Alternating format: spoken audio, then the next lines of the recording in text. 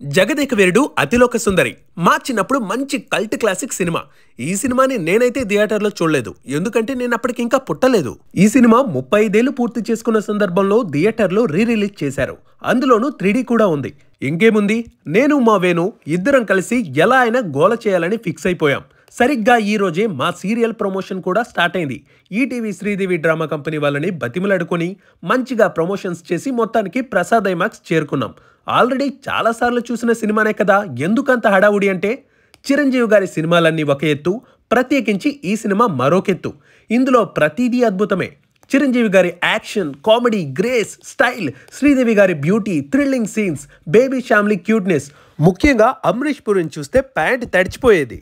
ఆ వయసులో అంత బలంగా మైండ్లో ఇంపాక్ట్ చేసింది ఈ సినిమా. సినిమాకైతే చాలా మందే వచ్చారు, అందులో సెలబ్రిటీస్ కూడా ఉన్నారు. సినిమా అయితే 3Dలో అద్భుతంగా ఉంది. అక్కడక్కడ కొంచెం కలర్స్ మార్చారు. ఇలాంటి సినిమా ఖచ్చితంగా థియేటర్ ఎక్స్పీరియన్స్ చేయాలి. సాంగ్స్ మాత్రం అద్భుతంగా ఉన్నాయి. దినకుత్త సాంగ్లో అయితే చిరంజీవి గారికి 103 జ్వరం అంట. చివరి స్టెప్ వేసి కాన్షియస్ లెస్ అయి కింద పడిపోయారు. ఆ తరువాత ఆయన 2 రోజులు స్పృహలో లేరంట. మెగాస్టార్ డెడికేషన్ అంటే ఆ మాత్రం ఉంటుంది. ఈ సినిమాపై మీ అభిప్రాయాన్ని కామెంట్ చేయండి.